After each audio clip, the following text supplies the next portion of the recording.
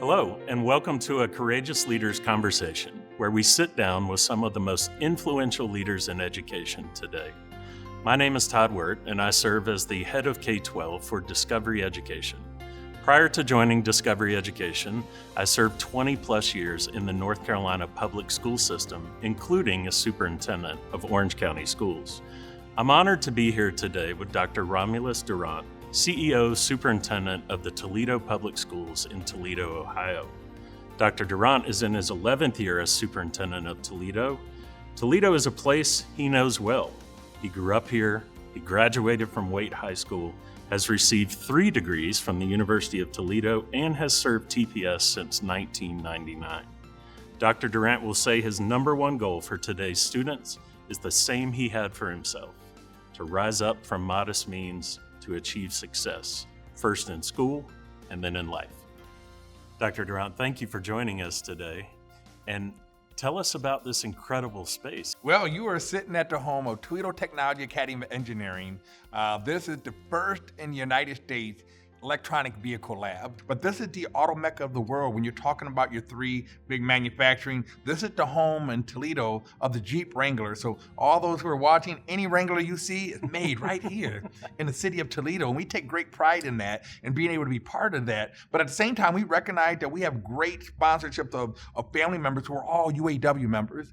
And if we do nothing on our end to make sure that, one, we're providing succession planning and making sure kids are ready for the industry, but 2, those who are already in industry need to be retrained in the EV space. And so by having this opportunity and having UAW members who are sitting on our board of this school allowed us to provide an opportunity for kids to be the engineering minds of the EV space. And so what you're seeing is all the vehicles that are part of it. One of the ones that we're excited about, the EV6. The EV6 is one of 6 in the world.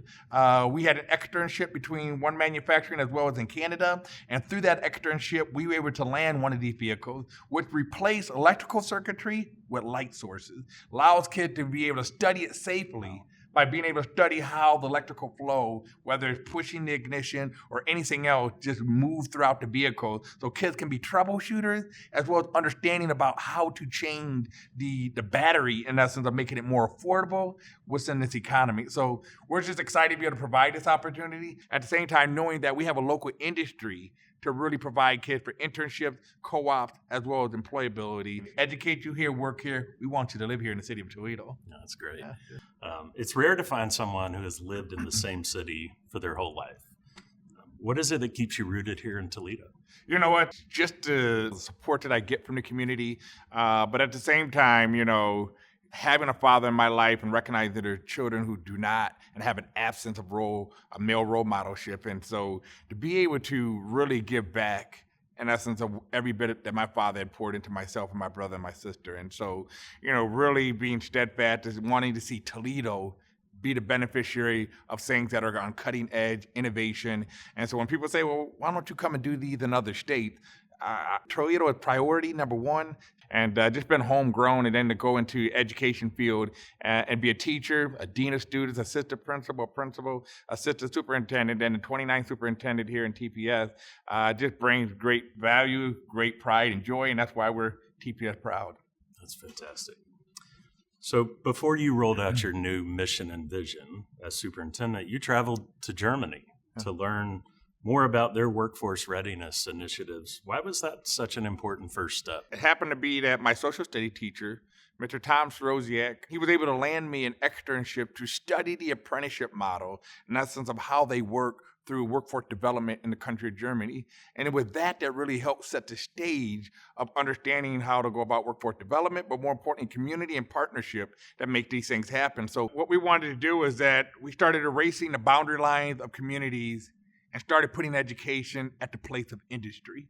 Because what you're finding is you have many college graduates who are working outside of their degree, meaning they're learning on the job. Well, what if we took learning and put it at the place of industry?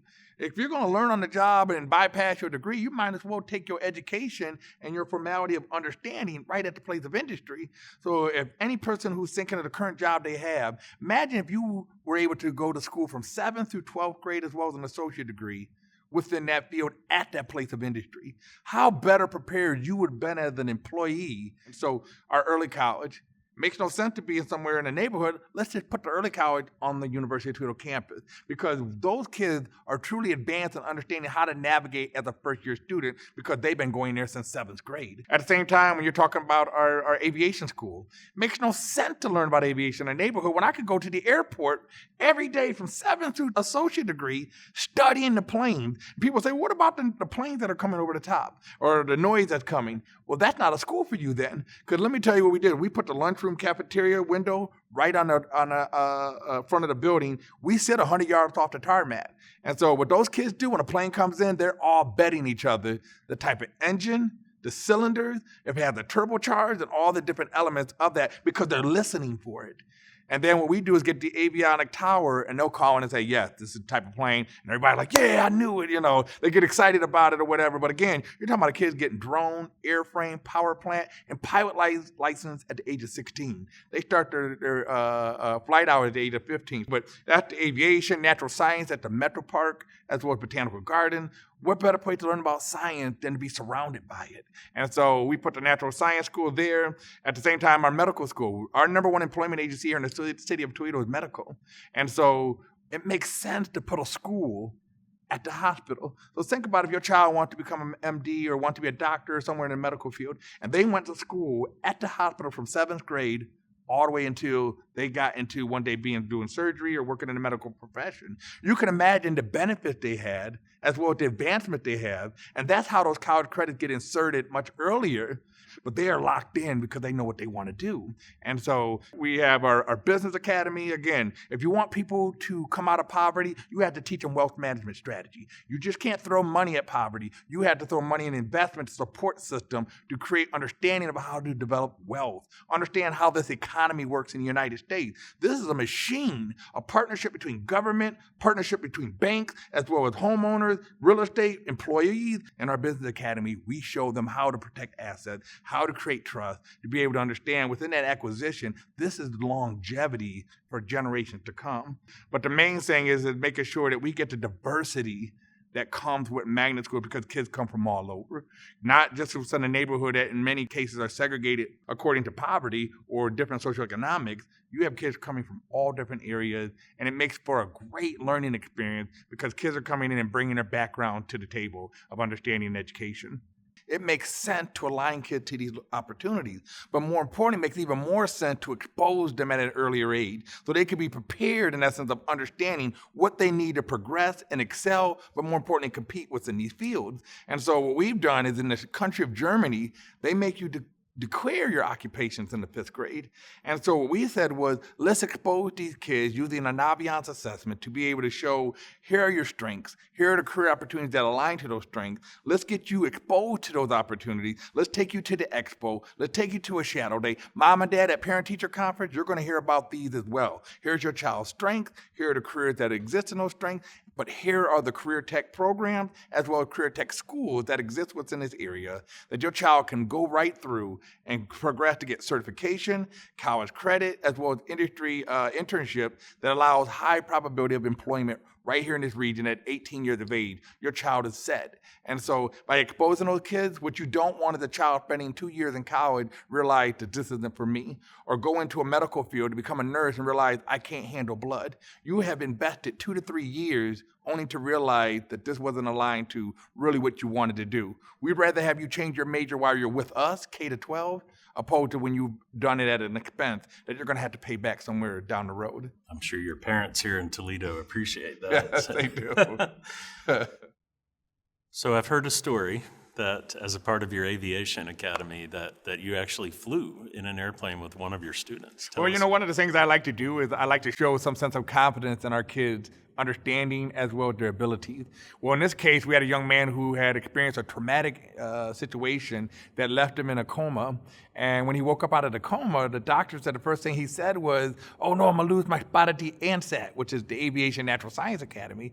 He got out in 14 days, and so I allowed him to fly the plane. I had an instructor with him, and it was a great experience. Before we took off, I went between the seat and I said, now understand, young man, you have precious cargo on this plane, so make sure you living up to the expectations of the instructor. And I can even recall when the instructor was telling him to pull back. You're like, hey, pull back. hey, pull back. Hey, runway is running out. I'm like, hey, pull back. And so the young man pulls the back, gets it up into the sky, and and he was just a natural. Again, it just shows that the kid was a great match for this campus. But more importantly, he was able to get himself out of the hospital within 14 days because he wanted to get back so much education. And that speaks to the volume of connecting kids to something that they want to do in life, because they will empower themselves physically, mentally, to exert, to make sure that they ride the occasion. And in this case, he's now working and getting all his certifications, and hopefully to have his pilot license one day. Yeah. So since you became superintendent, the district's graduation rate has jumped 21%, which I know you're proud of, Yes. for all students, and the achievement gap between Caucasian and African American students has closed. What advice would you have for other leaders facing similar challenges in their districts? You know what? I think it hangs right back into getting kids aligned to things that they have interest in, exposing them to the career pathways, and that excitement is what brings them to school, but at the same time, begin to progress and advance themselves within that field. One of the things I told superintendents is that if you connect a kid to a pathway, that's an increase on your grad rate. And understand, mom and dad, a career is just not what you call your trade. And at the end of the day, your child is aligned to something that they didn't just wastefully just go to class and just take class after class and the monotony of doing so. They understood why this science matters. They understood why this mathematics matter. And at the end of the day, when they're able to apply it, they truly have now connected and saying, this makes sense for me. Yeah. So you obviously have a great college and university presence here in Toledo, and you have students that are interested in that track as well. How are you creating paths for those students? You know what? For whatever reason in our country, we've separated trade from college, which I don't understand, because have you seen the mathematics of what it takes for an IBEW or electrician to do, or the science that it takes to be successful in that? That science and that mathematics is college level rigor, but no one has done a crosswalk because we have separated them so much that no one even conceives an apprenticeship to be at a college level. You put a deck on the back of your house and see how easy it is in the mathematic field of itself. You begin to realize there's a lot of measurements, a lot of angles. There are a lot of things environmentally, the runoff, how the weather, and all those other things. There are rigor within that never gets appreciated at a college level. What we've done was sat down with the universities, let's do a crosswalk of the two, and tell us if this does not meet your standard of rigor. So even in our construction program, you will have college credit, as well as hours towards your certification to be employable at 18 years of age, but more importantly, be able to go back to school to get that bachelor's degree or whatever it is, if you choose to further yourself within that space. So what plans do you have in motion to continue to create innovative opportunities for all students in the future, including the recent Scott Park bond that I would love to hear you speak about? Well, you know what? Thank you to the community. They supported a bond that we put on, and we continue to be innovative on cutting edge of creating new opportunities of advancement of 7 through 12/associate degree academies. What we're doing is taking that concept and going to a former college campus. So we've been giving 288,000 square feet of opportunity. And on this space, we're going to have three-pronged approach: education, recreation, as well as residential. We want the ability of the days where teachers lived in the community they work. Police officers live in the community they work. And all these opportunities are going to exist there. So there'll be an education and social service academy, which includes police and fire. There'll be a business academy, as well as construction, architectural design academy, all running from 7th grade to bachelor's degree, where community college will be on the campus. 4-year institutions will be on the campus, as well as then we'll have residency on that campus just as well. So not only are our professional staff living at the campus of professors, teachers, police officers, and others, at the same time, you'll have community members, and we're inviting our senior citizens and working with the Area Office on Aging to get them inserted into the community as well. Because what we're finding is that the longevity of life sometimes will predicate based on home ownership. We're finding that out in studies here done in Toledo. And so what we're saying is, what keeps a senior from owning their own home? And many times it's physical ability to maintenance. We have a construction academy here on this campus. Put a ticket in and a child will conduct the construction activity in your house. You have landscaping, we have a landscaping program that is on this campus. The child is responsible as part of their education, and support of your tax-paying dollars will cut your lawn and groom and all the other things that happen with your plant. And so all those are going to happen along with a recreational dome. So we're having an indoor facility to literally have recreation, education, and residential all on one campus, 288,000 square feet. We've been blessed to be able to have this opportunity. So I have to ask you, you've had a long tenure here as superintendent, and here in Toledo, you know there are a lot of new superintendents all across the country, and it requires courage to do this job. What advice would you give to new superintendents? You know what? I say take risk, build relationships. I think one of the things, in order to take risks, you have to have the relationships for those to be able to stand behind you when those risks happen. Whether it regarding your board, like I tell Board of Education, you can't have a great superintendent if you don't have great board support. And at the end of the day, I've been blessed to have great board who realized that they took a chance and on risk about changing how schools operate. And despite people didn't understand it, now it's become one of the things that everyone wants more of. And that all happens through risk, but at the same time, being able to take concept to market. Don't just show people things. You know, we're here near Detroit, and I hate going to the auto show, and they say, oh, that's a concept car. Well, then why are you showing it to me? Because I want to be able to get it. You done got my excitement into it, now I'm not able to get it. It doesn't make sense where I'm not going to show you a school. Show the concept and put it into market. And that only can happen when you have the support of your board and the support of your community to make sure that these concepts reach the market. And that is our students, in essence, of making sure that they're prepared for the ultimate opportunities within this area. And when you get the right people behind you and the right people supporting you, you can make these things happen. But partnership. If you don't have a great social IQ to build great relationships, you're going to struggle. But at the same time, when you do have those relationships, put yourself on these boards, make yourself present within the community. I mean, I'm sitting in a city called Holy Toledo, right? So I'm at a church every different Sunday throughout the month speaking to the congregation about their involvement with schools, meaning everyone in the congregation has the talent to give to the schools. To whom much is given, much is required. And at the end of the day, you're going to have individuals who will say, well, I'm just an engineer. Guess what? I have an engineering academy for you. Well, I'm just an auto mechanic. I have an auto tech program just for you. And at the end of the day, your presence provides a wealth of support for these kids. But more importantly, that child may be working alongside you one day because you inspired them merely through your presence and your knowledge. So never underestimate what you have to offer a child, because at the end of the day, all children are watching and all children are looking. And when you don't see it, they're emulating something. Let it be a productivity and positivity based on what they see within your everyday profession. I can't think of an individual more qualified to answer the next question. You grew up here, stayed home, worked your way up through the school system, and now lead this incredibly innovative organization. What does it mean, in your own words, to be TPS proud? Ooh, TPS proud. I tell people, understand, TPS proud is like love. Either you're in love or you're not. I said, you just, I fell out of love. You weren't in love in the first place. And so when I tell people about TPS proud, it's something that comes over you no matter what happens, whether it's great news or bad news. At the end of the day, it's all part of love and a relationship. And a relationship you had with something over a period of time. So when you tell somebody that you love them for every being of whether the good, the bad, the ugly. You are there for them, and you love that because that relationship had built over a course of time. I tell people I wear, when they say you wear what you believe on your sleeve as well as your collar, and so I make sure to put this on my sleeve and my collar. But I tell people, in essence, the story behind this is that many times when you come in from impoverished communities, is that you have kids who begin to brand themselves with tattoos about street names or project housing or their locality, in essence of representing a gang mentality within a community. And I tell people today, these kids, listen, your residential situation is not your final destination. With an education, you could become much more than this. And when you see this, before you tattoo yourself with a street name or community housing, think about that education and where it could put you one day and where you want to be in life.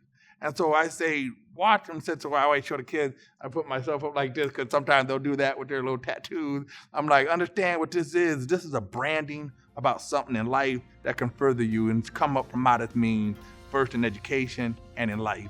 And so I'm just proud to be able to be a product of Toledo, proud to be able to say that the support system here has helped a homegrown young man become who he is today. And everything I do is representation of my family, representation of the community I come from, more importantly, representation of the city of Toledo. And so that's what it is to be TPS proud. Dr. Durant, I'm incredibly inspired by the story and just want to say thank you for sharing your incredible journey here in Toledo, but also your inspiring vision for the future. And thanks for joining us today. No, I appreciate you and taking this on the forefront to be able to showcase things that are going on, to show the positivity about what's happening in education, the advancements and innovation. I can't say enough. So again, thank you.